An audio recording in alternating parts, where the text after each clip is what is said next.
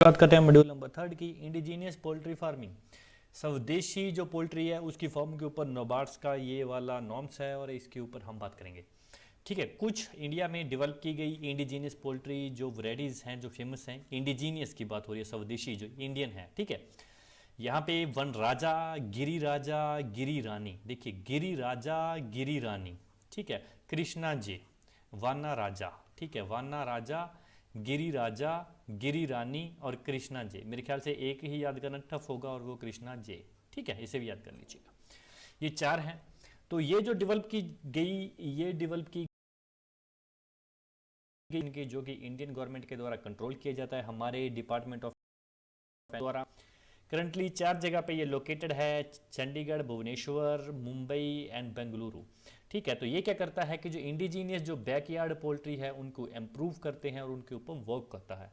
तो करंटली 4 मतलब ऐसी वैरायटीज, इम्प्रूव्ड वैरायटी यहाँ पे है, और भी हैं लेकिन यहाँ पे 4 डेवलप की गई, अच्छी मतलब बताई गई, और भी आगे बताई जाएगी।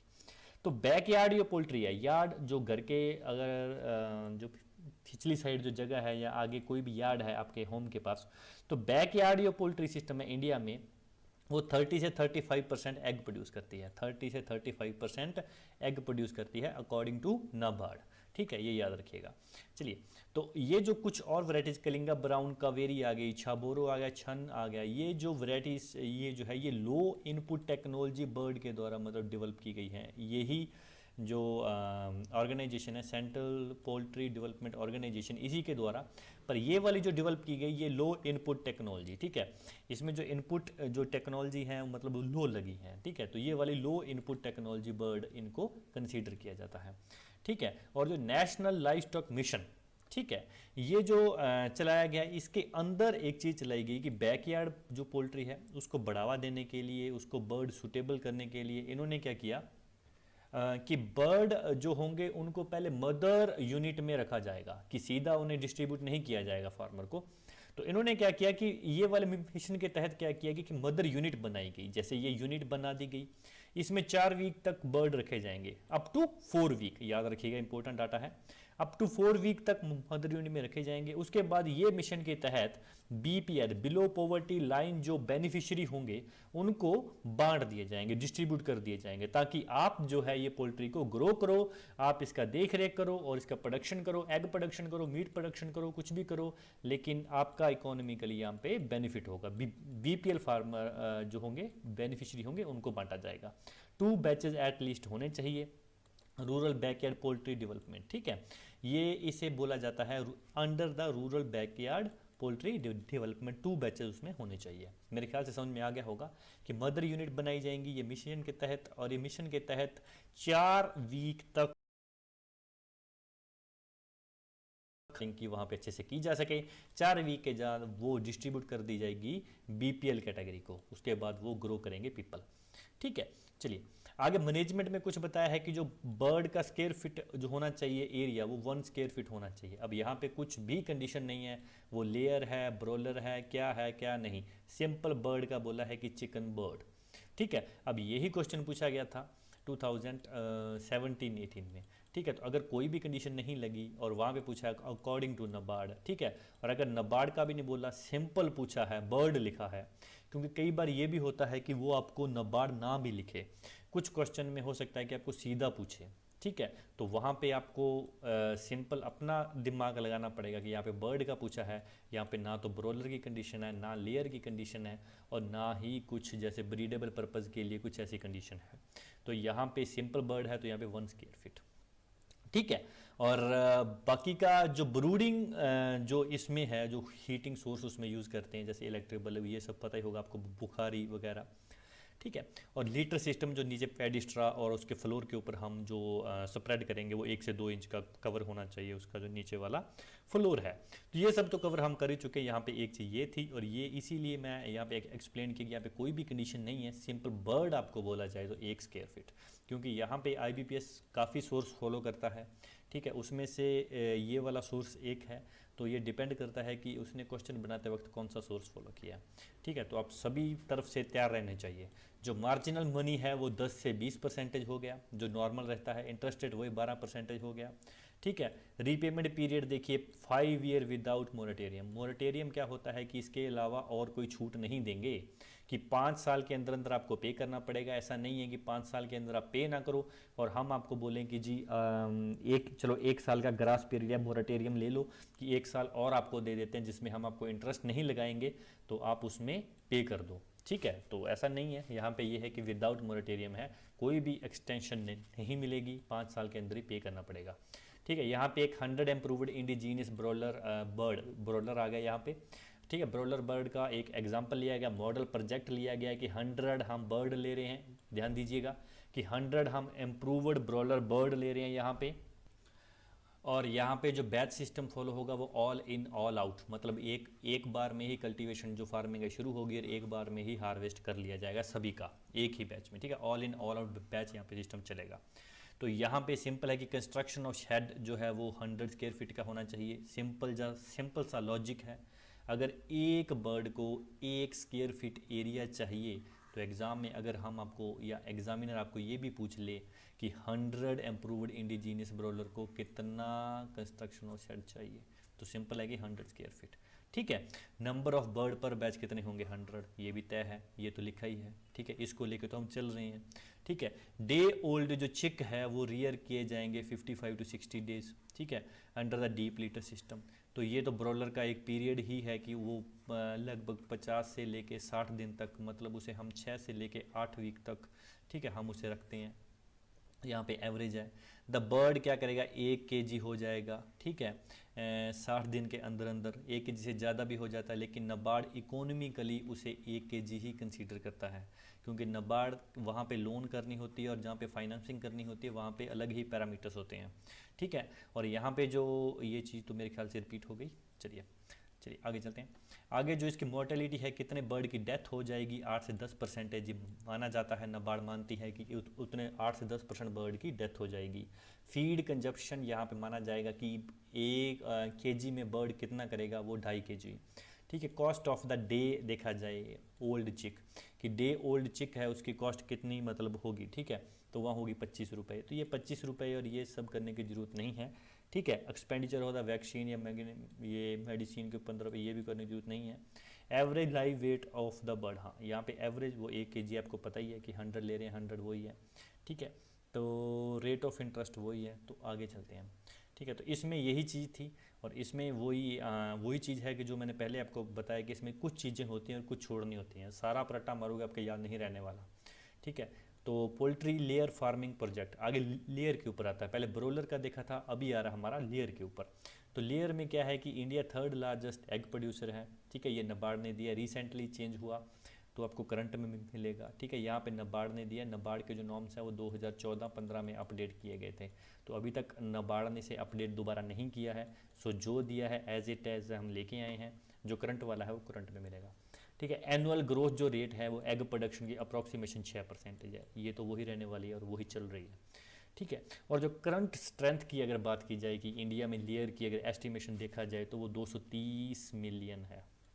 ठीक है, 230 मिलियन है। और एनुअल अगर per capita availability of the egg देखा जाए वो मतलब ये मानिए कि यहाँ पे 2010 का दिया हुआ है, तो ये आप रहने दीजिए। करंट का आपको एग अवेलेबिलिटी पहले मॉड्यूल में करवाया गया है, वहाँ पे देखिए। तो यहाँ पे प्रेजेंट लाइव स्टॉक का पहला मॉड्यूल है, लाइव स्टॉक का पहला module current availability of egg. तो यहाँ पे ये है कि यहाँ पे प्रेजेंट अवेलेबिलिटी है कि वो कितना मतलब रिकमेंडेशन किया है ICMRI ने। ठीक है, ICMR ने कि इतना एक मतलब पर्सन को 1 साल में एग कंज्यूम करने चाहिए और वो 180 एग। 180 एग मतलब 2 दिन में 1 एग खाना चाहिए। टोटल हमारे पास 365 डेज होते हैं, चलिए हम 360 मानते हैं, तो 180 एग मतलब 2 दिन में 1 एग उसे खाना चाहिए। ठीक है, ओनली 6% ऑफ द जो एग है कंट्री में वो कन्वर्ट होते हैं प्रोसेसिंग में। ठीक है, ये वो एक्सपोर्ट पर्पज़ के लिए प्रोसेसिंग में कन्वर्ट होते हैं, ओनली 6%, ये याद रखिए। मतलब एक्सपोर्ट हम सिर्फ 6% का ही करते हैं प्रोसेसिंग करके, बाकी सभी ये इंडिया में ही यूज़ होते हैं। मार्जिन मनी वही 10 से 25% है। लेयर वाले केस में ब्रॉयलर वाला सेम चलेगा, यहाँ पे इंटरेस्ट रेट थोड़ी सी ज़्यादा है, और यहाँ पे रीपेमेंट जो पीरियड है वो 7 to 9 ईयर है, 7 to 9 ईयर है। पर यहाँ पे आपको 1 साल का ग्रास पीरियड दिया, मोरेटोरियम जो है 1 साल का है, कि अगर 9 ईयर के बाद भी आप नहीं पे कर पाए तो 1 साल का ग्रास पीरियड है, कि 1 साल और हम आपको इंटरेस्ट नहीं लगाते, आप 1 साल और लीजिए और पे कर दीजिए। ठीक है, एक्स्ट्रा टाइम जिसे एक्सटेंशन आप कह सकते हो। ठीक है, तो यहाँ पे मॉडल प्रोजेक्ट लिया 2000 लेयर का लिया है। ठीक है, यहाँ पे कैद सिस्टम में वो लिया है 1:2 कैद सिस्टम का यहाँ पे लिया हुआ है। तो यहाँ पे कैद सिस्टम में ये देखिए कि सबसे पहले तो फ्लोर स्पेस पर bird in ब्रूडर come grower house. तो यहाँ पे ब्रूडर कम ग्रोअर हाउस की अगर कंडीशन लगे और डीप लीटर की कंडीशन आए तो सिंपल 1 स्क्वायर फीट ही फॉलो होगा। लेकिन अगर आपको फ्लोर स्पेस जो पर बर्ड इन लेयर शेड का कंडीशन आ जाए, लेयर शेड कैद सिस्टम आते ही 0.80 स्क्वायर फीट हो जाएगा ये वाला पर बर्ड। तो कैद सिस्टम आते ही यहाँ पे अकॉर्डिंग टू नबार्ड यहाँ पे कम हो जाएगा। बाकी कैद सिस्टम का पहले जो है वो अलग हो गया, क्योंकि कैद में भी आगे काफ़ी टाइप के होते हैं। ठीक है, तो लेकिन यहाँ पे अकॉर्डिंग टू नबार्ड सिंपल बताया गया पैरामीटर्स में कि 0.85 स्क्वायर फीट पर बर्ड चलेगा। तो नबार्ड का डेटा हमेशा कॉन्ट्राडिक्ट करेगा, हमेशा अलग होगा। ठीक है, तो क्योंकि ये इकोनॉमिकली दिए हुए प्रोजेक्ट हैं, ये एज ए बैंक फाइनेंस रूप में देखता है, तो इनका डाटा अलग है। ठीक है, तो आगे देखते हैं। आगे यहाँ पे और हमें क्या बताया है, और हमें जो इम्पोर्टेंट जो चीज़ है, हाँ ये देख सकते हो कि feed requirement during the laying 52 week after laying. तो कितना मतलब कह दो कि उसे केजी पर बर्ड चाहिए होगा, मतलब 52 वीक अगर ओल्ड देखे तो वो 40 केजी पर बर्ड, थोड़ा इस टाइप से याद कर लेना। ठीक है, मेडिसिनल ये सब जरूरत नहीं है। इंश्योरेंस पर बर्ड वही 4.5 रुपये पर बर्ड है, वैसे पहले 5% चल रही थी, परसेंटेज में थी, यहाँ पे 4.5 रुपीज़ पर बर्ड आ गया। ठीक है, तो एग प्रोडक्शन पर बर्ड, हाँ ये देख लीजिएगा कि लेयर का है, और एग प्रोडक्शन पर बर्ड अकॉर्डिंग टू नबार्ड कितना है, तो वो है 310। ये याद रखिएगा, ये इंपॉर्टेंट है ये वाले पैरा में। ठीक है, और उसके अलावा मैन्योर प्रोडक्शन, यहाँ पे मैन्योर प्रोडक्शन का भी देख लेना। ठीक है, पर वीक है यहाँ पे। ठीक है, पर बर्ड पर वीक है। और दूसरा मैन्योर प्रोडक्शन यहाँ पे चिक का है और लेयर का है, दोनों का अलग अलग है, थोड़ा कंफ्यूज मत हो, या ना, ये चिक है ये लेयर परसेंट चल रहा है। इंटरेस्ट रेट वही हमारी 12.5 चल रही है। बाकी का आगे आता है हमारा शीप फार्मिंग। ठीक है, तो चलिए इसमें मैं आपको बता दूं कि इसमें थोड़ी थोड़ी चीज़ें याद करनी है, सारा नहीं करना है, और आ जाएंगे वो भी आप ऐसे ही याद कीजिएगा, सारा ऐसे याद कीजिएगा, इसका रुपीज़ इतना है, इसका ऐसा।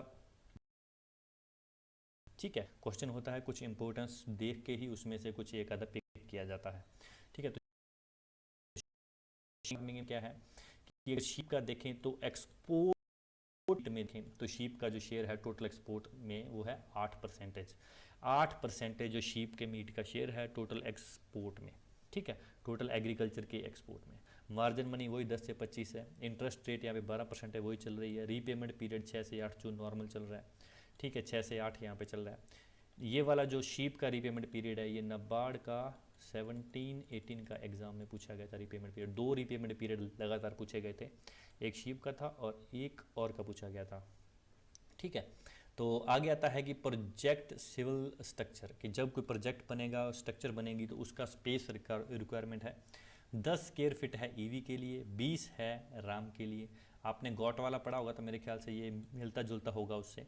लेकिन यहाँ पे किड के लिए, ठीक है, जो राम होगा दूजा यंग राम होगा, ठीक है, उसके लिए 4 स्क्वायर फीट हो गया। ठीक है, चलिए आगे चलते हैं। आगे टेक्नोलॉजी इकोनॉमिक पैरामीटर्स हैं इसके शीप वाले के, कि अडल्ट की मोर्टेलिटी कितनी कंसीडर करता है नबार्ड, 5% कंसीडर करता है।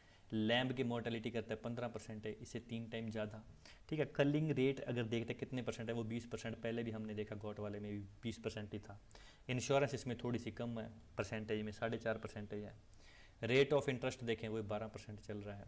लैम्बिंग यहाँ पे देखिए, लैम्बिंग, ठीक है, 80% इन फर्स्ट ईयर, ठीक है, 90% from the second year onward. मतलब सेकेंड ईयर के बाद वो 90% लैम्बिंग मतलब करना शुरू कर देगा, बच्चे को जन्म देना शुरू कर देगा। ठीक है, inter lambing period in month, ये इंपॉर्टेंट है, 9 मंथ, ये याद कीजिएगा, ये इंपॉर्टेंट है। Inter lambing period in month according to NABARD. ठीक है, शीप का कितना होता है, वो होता है 9 महीना। ठीक है, चलिए आगे इसका ये थोड़ा ब्लर हो गया, सॉरी। यहाँ पे फीड कंजप्शन है इन केजी, ये ग्रीन है, ये ड्राई है, ये कंसनट्रेट है और ये कॉस्ट पर एनिमल है। तो ज़्यादा याद करने का है नहीं है, क्योंकि इसमें भी अगर आप राम का, ईवी का, male lamb, female lamb, cost of feed ये याद करोगे कुछ है नहीं है इसमें। मैं तो आपको ये कहूँगा इसको स्किप कर सकते हो आप, क्योंकि ये इतना डेप्थ में वो जाने वाला नहीं है। क्योंकि अगर याद करना हुआ तो आप एक ईवी का कर लीजिए, बहुत है, मोर देन सफिशेंट है। ईवी का ग्रीन, ड्राई, कंसनट्रेट और ये तो देख सकते हो आप। तो कोई वॉलंटियर सारा याद करना चाहिए अलग बात है, वरना आप ये वाला कर सकते हो, एक ईवी का बहुत है। इसी के साथ हमारा मॉड्यूल होता है ख़त्म। Thank you so much, God bless you all.